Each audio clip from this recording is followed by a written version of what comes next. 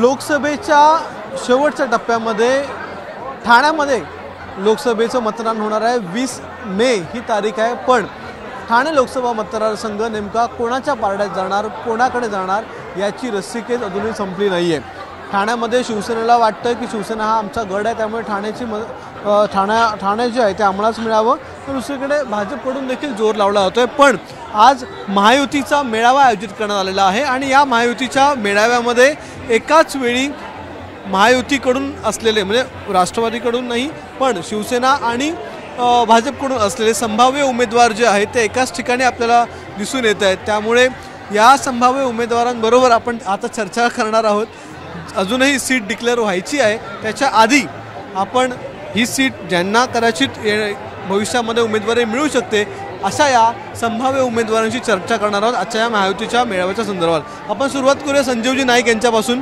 Sir, अजूनही seat declare झाली नाही आहे, ठाणे नेमकं भाजपला मिळणार की शिवसेनेकडे राहणार डिक्लेअर, पण आज हा महायुतीचा मेळावा आयोजित करण्यात आलेला आहे। काय सांगाल, कशा प्रकारे काम होईल या मतदारसंघामध्ये? महायुती ही प्रचंड बहुमताने आपला उमेदवार निवडून देईल। आपण बघितलं असेल की उत्साह आहे युतीच्या सर्व कार्यकर्ते पदाधिकारी नेत्यांमध्ये आणि सर्वच प्रतीक्षेमध्ये आहेत की लवकर एकदाच उमेदवार जाहीर झाला की आपल्या कामाला लागतील। परंतु काय म्हणतो आपण, मुख्य परीक्षेच्या अगोदरची प्रिलिम असते ना, ती प्रिलिम आहे आणि भाजपकडे हा मतदारसंघ खेचला जातोय। देवेंद्र फडणवीस जे आग्रही आहेत अशा बातम्या येतात आणि जर भाजपकडे आला तर तुम्ही संभाव्य उमेदवार देखील असू शकता असे देखील सांगितलं जात आहे। काय वाटतं? आपल्याच चॅनलच्या माध्यमातून आम्ही हे सर्व ऐकतो, परंतु आमचं एकच ध्येय आहे, अबकी बार 400 पार मोदी साहेबांना तिसऱ्यांदा बसवायचं आहे। माननीय मुख्यमंत्री साहेब, माननीय दोन्ही उपमुख्यमंत्री साहेब यांनी चंग बांधला आहे की 45 पार म्हणजे त्या 400 पारमध्ये 45 पार या महाराष्ट्राच्या आहेत आणि मला विश्वास आहे की ज्या आत्मविश्वासानं 10 वर्षात मोदी साहेबांनी पावलं टाकलेली आहेत सर्वसामान्य लोकांना बरोबर घेऊन, तो विश्वास लोकांमध्ये आज जागृत झालेला आहे। किंबहुना लोक त्याची वाट बघतात। मला विश्वास आहे की या ठिकाणी महायुती म्हणजे याच्यामध्ये फक्त भारतीय जनता पक्ष, शिवसेना, राष्ट्रवादी काँग्रेस पक्षच नाही, तर याच्यामध्ये RPIच्या बरोबर अनेक आमचे म्हणजे साधारण 13 पक्ष आहेत।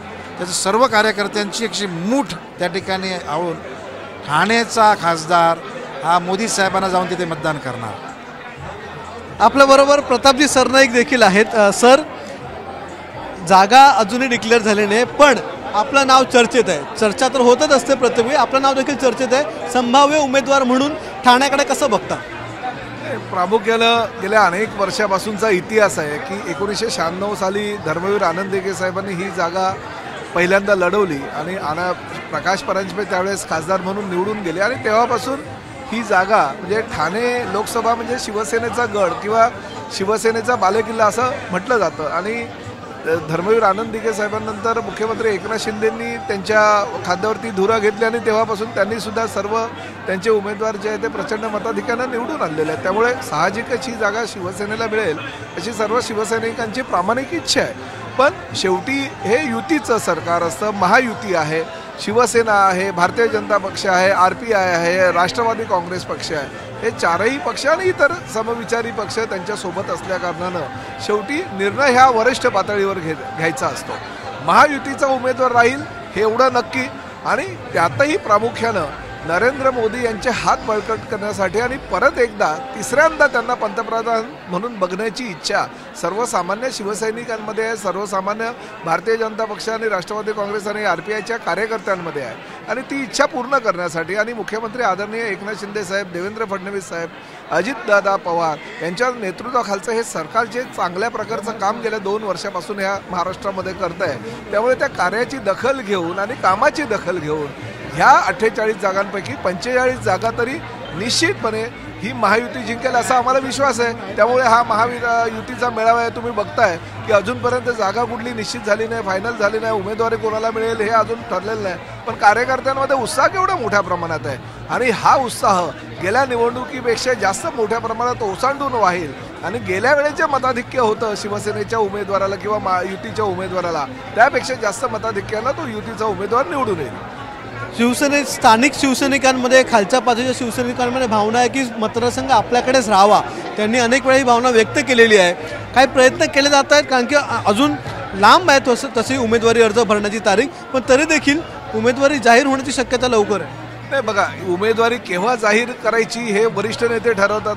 आम्ही तर पदाधिकारी आहोत, कार्यकर्ते आहोत. उमेदवारी मिळाली काय नाही मिळाली काय, पक्षाचं काम करायचं. आणि मी तर तिसऱ्यांदा विधानसभेचा सदस्य म्हणून निवडून आलेलो आहे. जेव्हा युती होती तेव्हाही निवडून आलो, जेव्हा युती नव्हती तेव्हाही निवडून आलो. त्यामुळे मुख्यमंत्री एकनाथ शिंदे साहेबांनी जो आदेश दिला त्या आदेशाचं पालन करणं प्रताप सरनाईक एक स्वतःचं कर्तव्य समजतं. धन्यवाद सर. रवींद्र फाटक सर पण आहेत. सर, खूप आधीपासून आपलं नाव ठाण्यासाठी चर्चेमध्ये आहे. आपण तयारी देखील आपण सुरू केलेली आहे. काय वाटतं, ठाणे लोकसभा मतदारसंघ भाजप कदाचित जाऊ शकतो, या चर्चा आहेत, काय वाटतं? नाही बघा, हा मतदारसंघ शिवसेनेचा असल्यामुळे धर्मवीर आनंदीके साहेबांनी हा मतदारसंघ शिवसेनेकडे आणल्यामुळे मला वाटतं हा मतदारसंघ शिवसेनेकडे राहावा. आमच्या सर्व पदाधिकाऱ्यांची शिवसेनेची मागणी आहे. पण सन्माननीय महाराष्ट्राचे मुख्यमंत्री एकनाथ शिंदे साहेब जो निर्णय घेतील किंवा देवेंद्रजी जो निर्णय घेतील किंवा अजित पवार साहेब असतील किंवा महायुतीचे जे नेते आहेत आमचे जो निर्णय घेतील तो आमच्या सर्व पदाधिकाऱ्यांना मान्य असेल. तयारी कशी सुरू आहे? म्हणजे आता महायुतीचा मेळावा तर जमलेला दिसतोच आहे. आपली महायुती म्हणून तयारी कशी सुरू? महायुतीमध्ये आता इलेक्शनचं काम आम्ही दर इलेक्शनचं शिवसेना 24 तास रेडी असते, त्याच्यामध्ये तो काय प्रश्नच नाही आहे. पण महायुतीच्या माध्यमातून पहिलाच मेळावा ठाणे शहरामध्ये होतो आहे आणि आजची सुरुवात आहे. आपल्याला इलेक्शनला अजून टाईम आहे, त्याच्यामध्ये सुरुवात आमची झालेली आहे. आणि ह्या माध्यमातून तुम्ही ह्या गर्दीमध्ये दिसत असेल तुम्हाला की महायुतीची तयारी कशी असेल. आणि येणारा जो उमेदवार महायुतीचा असेल तो मिनिमम 5 लाखाच्या आसपास मताने जिंकेल अशी आम्हाला अपेक्षा आहे.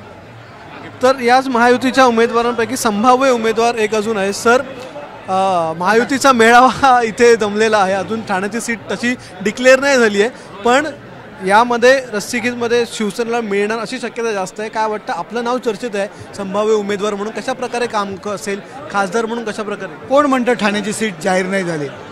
ठाण्याची सीट जाहीर झालेली आहे. जो आमचे नेते जो उमेदवार जाहीर करतील तो आमचा उमेदवार असणार आहे. त्यामुळे उमेदवार जाहीर होण्याची आम्ही वाट पाहत नाही. आपण पाहत आहे ठाणे लोकसभामध्ये सर्व पक्षीयांचा महायुतीच्या सगळ्या पदाधिकारी कार्यकर्त्यांचे मेळावे सुरू झाले. आमच्या दृष्टीने नरेंद्र मोदी साहेब पंतप्रधान आणि ती त्यांची जी हॅट्रिक होणार आहे त्याच्यामध्ये सर्वात जास्त मताधिक्याने आमची ठाण्याची सीट निवडून आणणं हाच आमचा उमेदवार. आणि आमच्या दृष्टीने नरेंद्र मोदी साहेब उमेदवार, एकनाथ शिंदे साहेब उमेदवार. तुमचं नाव देखील चर्चेत आहे उमेदवार म्हणून? मला नाही माहिती, मी काही कुठे इच्छुक काही फॉर्म भरलेला नाही आहे. त्यामुळे मीडियामधूनच कळतं. बरं वाटतं, जरा समाधान वाटतं, जरा मीडियामध्ये नाव बिव इच्छुक येतं. असंही नाही खासदार झालो, पण खासदार संभाव्य खासदार म्हणून नाव येतं. आनंद घेतोय. थोड्या दिवसात तो आनंद काय होईल ते बघू. हां, धन्यवाद सर आमच्याशी बातचीत केल्याबद्दल. तर एकाच वेळी महायुतीचे सर्व उमेदवार एकाच ठिकाणी बघायला आपल्याला मिळत आहेत. आणि ठाणे लोकसभा मतदारसंघ जो आहे, ठाणे लोकसभा मतदारसंघ जो आहे तो याच एकीसाठीच आणला होतो आणि हे ठाण्यातच दिसून येतं आहे. आता पाहावं लागेल नेमकं येत्या काही दिवसांमध्ये ठाण्याची लोकसभेची ही जी जागा आहे ती कोण आपल्या पारड्यात पाडून घेण्यासाठी यशस्वी होतं आहे. एकीकडे देवेंद्र फडणवीस हे जोर लावतात, दुसरीकडे एकनाथ शिंदे देखील जोर लावतात. त्यामुळे आता नेमकं या वाटाघाटीमध्ये ठाणे कोणाकडे जातं आणि मग ठाण्याचा उमेदवार कोण असेल हे त्या काही दिवसांमध्ये स्पष्ट होईल. कॅमेरामन विनय अक्षय भाटकर, एबीपी माझा, ठाणे. एबीपी माझा, उघडा डोळे बघा नीट.